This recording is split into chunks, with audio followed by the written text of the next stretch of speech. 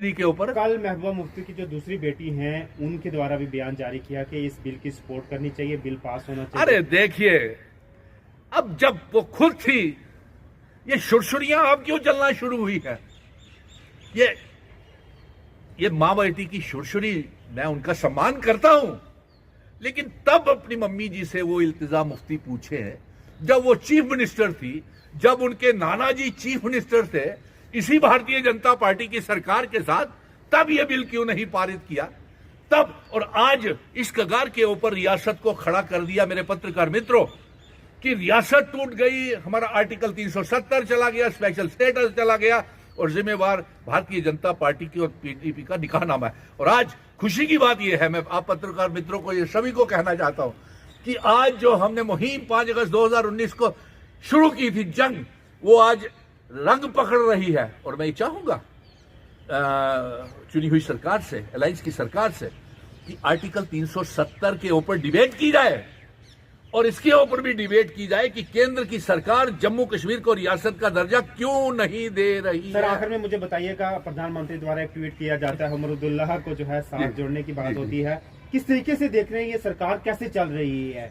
पहले कहते थे कि हम जो है स्टेट बहाली की मांग कर रहे हैं, लेकिन अब जब प्रधानमंत्री का ट्वीट आता है उसमें उमर अब्दुल्ला साहब का नाम होता है। देखिए, क्या लगता है? देखिए, बड़ा अच्छा है। इसका मतलब यह है कि एक तो अलायंस की सरकार के चीफ मिनिस्टर उमर अब्दुल्ला साहब अच्छा काम कर रहे हैं और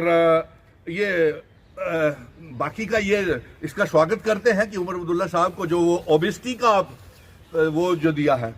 तो मैं चाहता था कि अगर इसकी बजाय जो हम ये मांग कर रहे हैं कि रियासत का दर्जा हमको वापस किया जाए, जिन शर्तों के ऊपर जम्मू कश्मीर का असेशन भारत के साथ हुआ है, ये लागू किया जाए, यहां पे शराब की दुकानें बंद की जाए, यहां पे बिल लाया जाए, दरबार मूव शुरू किया जाए, लेकिन इसके ऊपर भारतीय जनता पार्टी कोई बात नहीं करती है।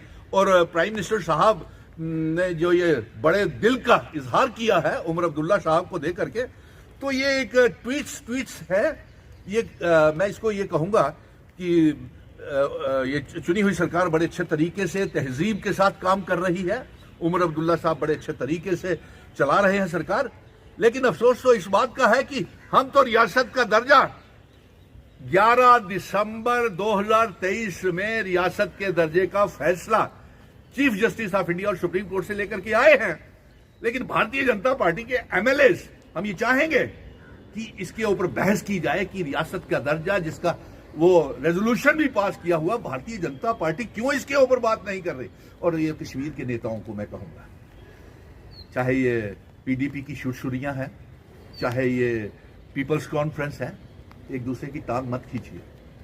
अगर आप रियासत का दर्जा चाहते हैं, 370 चाहते हैं, तो जंग लड़े ना। तो पीसी वाले कह रहे हैं कि हम इस बार 370 का लाएंगे रेजोल्यूशन, तो अच्छी बात है, उसके ऊपर खुल के डिबेट होनी चाहिए, क्यों नहीं होनी चाहिए। और जो स्पेशल स्टेटस का रेजोल्यूशन पास किया है, वो हमारी अलायंस की सरकार ने आर्टिकल 370 के ऊपर ही तो वोट लिए हैं, उसके ऊपर जम करके बहस हो, इसमें बुराई भी क्या है।